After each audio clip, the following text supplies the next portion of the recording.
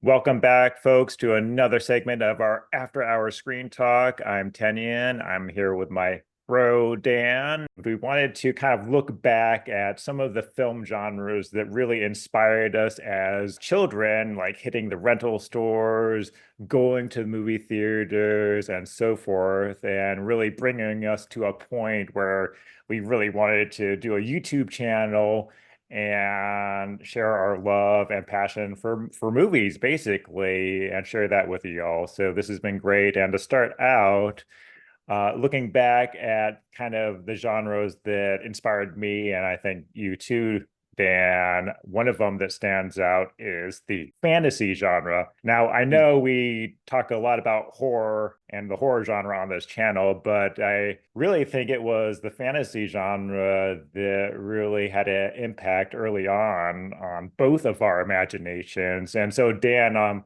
gonna turn it over to you and just like what were some of like the movie experiences that we shared as kids or you had personally that really had like a huge impact on you as a movie lover? Well, I mean, the film that I can remember the earliest back when we were both of us were really little and really just getting introduced to movies is Jim Henson's Dark Crystal. You and I would get in these patterns where we would just watch one movie over and over again, and that's the earliest movie I can trace back in my memory that we would do that with. Just wanted to watch it all the time. We couldn't get enough of the sumptuous multi-layered, earthy world that Henson and Oz and the his company had created, with the Skeksis and the Gelflings, the Mystics. Not only does this feel like a completely different world, but when I watch it, I feel like I'm there.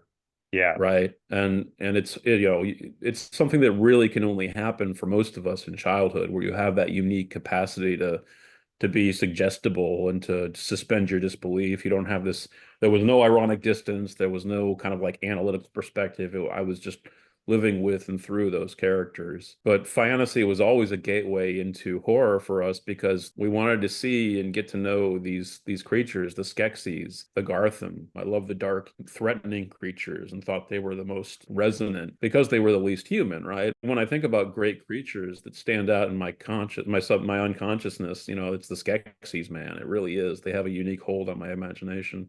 Yeah.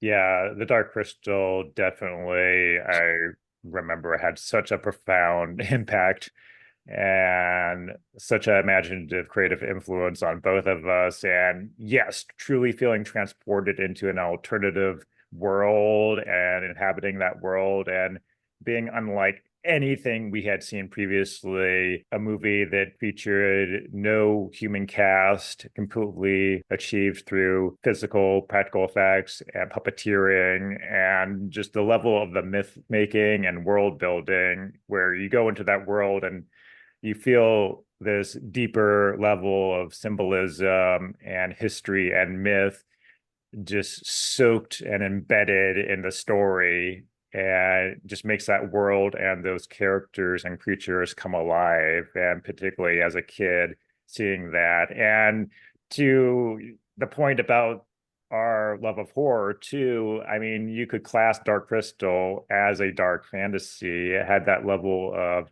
grotesqueness even in the puppet design that leaned into horror. And I remember trying to get through that the first time and not being able to. There are some pretty hard to watch scenes and grotesque sequences where, our parents had to shut it off and we had to come back to it later. Coming off fantasy, I have vivid memories of just like browsing the shelves and particularly the horror section and just being captivated by the covers.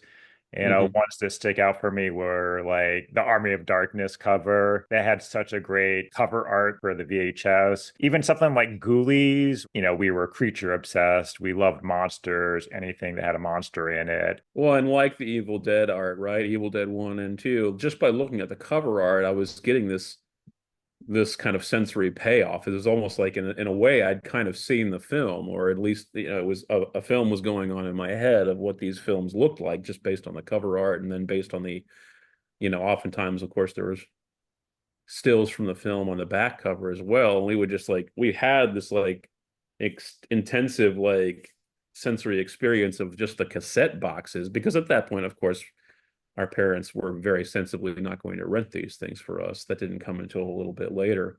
Yeah. But we were preparing ourselves for the world of horror films way before we ever got to watch one. Yeah. Yeah. In Yeah. terms of a film that I think really kind of like broke the boundary from thinking about horror and being fascinated by horror to actually experiencing horror and really becoming a hardcore horror fan. For me, again, the earliest memory I can trace back is being homesick with you, watching Stanley Kubrick's The Shining. That's right. Yeah, we watched that obsessively that day. We were both sick, and I think we watched it like maybe even six times, or maybe not that much, but close to six I think times. we were able to get through it like 5 times, and it's a long movie. You know, Yes, that was yeah. insane. Yeah, we just couldn't get enough of that movie. Hmm. Another one that stands out too, if we're talking about the slasher genre, is Child's Play. For some reason, I couldn't look in a mirror after watching that film. I mean, strangely enough, there's no like really iconic mirror scene featured in that movie, that first film, but I always was fearful that if I looked in the mirror, I would see little Chucky, behind me, staring at me, after watching that movie. And that like haunted me. We were fascinated by the concept of Child's Play way before we got to a point where we were allowed to watch it. But just the very concept of a doll coming to life and being malevolent, that by itself just struck a chord because of where we were in our lives. We were Yeah. kids, we had toys. So yeah, it just became this myth that just grew and grew in our heads, or at least it did for me. And then when we finally saw it, the payoff was real.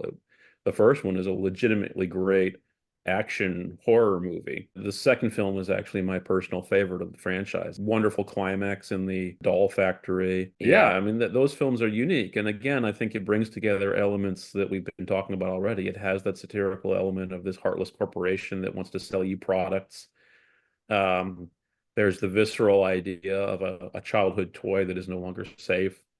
Um, but then the elements of Brad Dourif's one of a kind voice, and great characterizations. Yeah. As a story kind of unique for a horror film. The first one at least was a horror film in which the characters behaved intelligently and didn't do things that felt stupid. Like the mom, she behaves in a way that makes perfect sense for the situation she's in. She's really resourceful. I think she makes great decisions about, when the revelation of the doll and what's going on with it comes to light. Kind of unique for that, right? It bucks the cliche of stupid people behaving stupidly.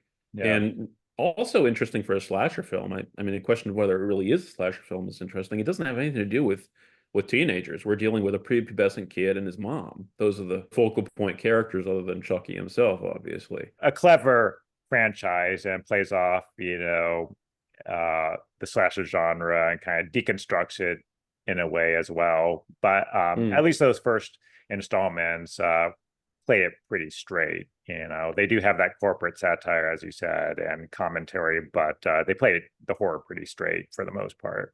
Yeah. Yeah, and those first two films are my absolute favorite of the franchise. And I love the whole franchise, and I love that when it gets campy and funny and silly.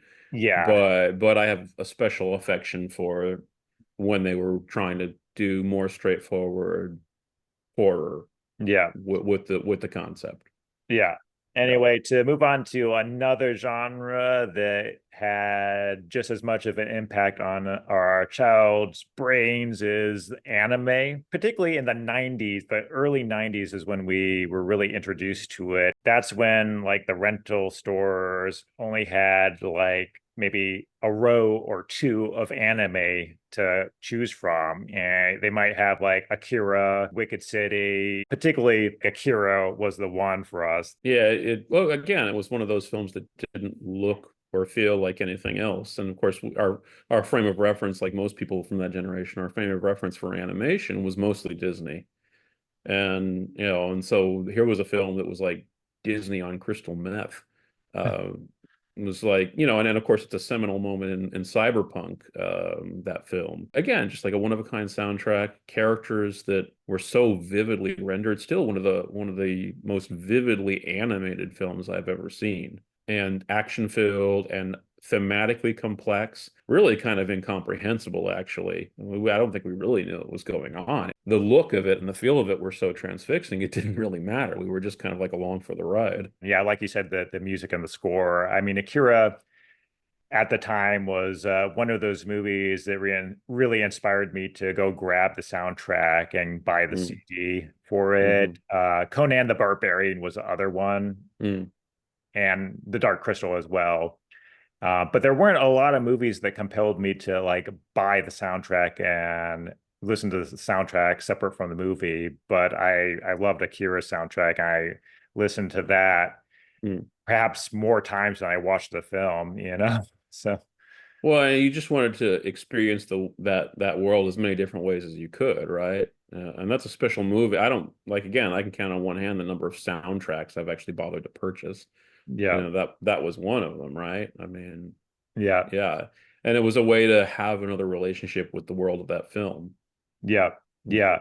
So definitely Japanese anime had a big effect. We really Hmm loved Miyazaki too, and I think like the big one was when Princess Mononoke was released in the US, and we had Mm. a chance, I think, to go see that in the theater. Didn't we go see that together in the We theater? did. We went to see Yeah, it in the theater. So I mean, we got into um in North America, we got into Miyazaki around the time other people were because yeah, that's when Disney and John Lasseter started working with Miyazaki to package his films for North American distribution. The one that really got me, I thought we saw this one in the theater too, was Spirited Away, and a lot of people point to that one as his masterpiece. I yeah, certainly think it is. yeah. It's my favorite of his. That one was a path-breaking moment in an anime for me, just in terms of the overall quality of it. Anyway, before we wrap up, are there any other like genres that you wanted to cover that had an early impact on us?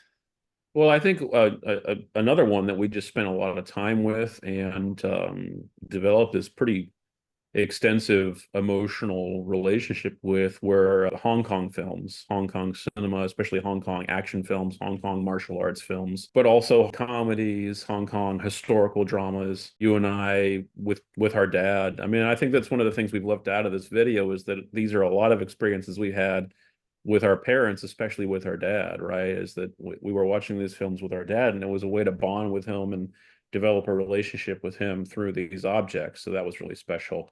But the Yeah, Hong Kong films for sure, so that's, we discovered Jackie Chan and all the amazing work in martial arts and physicality that he was yeah. doing. But then all these amazing, just absolutely captivating Hong Kong starlets, Bridget Lin, Maggie Chung, Michelle Yeoh, Anita Yeah. Mui, who were putting in these tour de force performances in these films. I can remember it was like strong female characters. I think those were the first times I really kind of like got into and was watching a lot of films that featured strong female characters. John Woo and his work with Chow Yun Fat, where that was huge for us. Oh, yeah. Action in a way I'd never seen it. Action films filmed and choreographed and shot in a way I'd never seen. Still one of a kind, unique films. As you said, we shared a lot of these movie experiences like Hong Kong cinema with our dad, but also with our mom too. For example, when Jackie Chan's Rumble in the Bronx opened in the US, opened on my birthday weekend, mom took us to it. And I remember having such a blast at that movie. And the English dubbing for that movie was so over the top. And the actual actors like Jackie Chan do their own dubbing, but still Mhm. it didn't align exactly with the way their mouths were moving, and it just was very obvious. Remember, like mom was just laughing out loud throughout the movie. Yeah, and that's still a fun film to go back to. And of course, the dubbing at that point is totally intentionally funny and hammy and campy. I mean, Yeah, that film comes out in 90, I want to say 98 or 96, yeah, and the nonsensical, silly nature of dubbing was legend at that point already. yeah. And so they were taking that as far as they could, I think, especially Jackie Chan's uncle in that movie. Um, he's hilarious. I Oh mean, that his not only the dubbing, but his lines, like he's so spastic and yeah. optimistic. Something's always happening here. That's New York for you. You'll get used to it. Even though it's probably not up there in terms of the best Jackie Chan films in terms of like action or choreography or story. But for me, Mm. just personally, as a personal experience, film going experience, just had so much fun with that.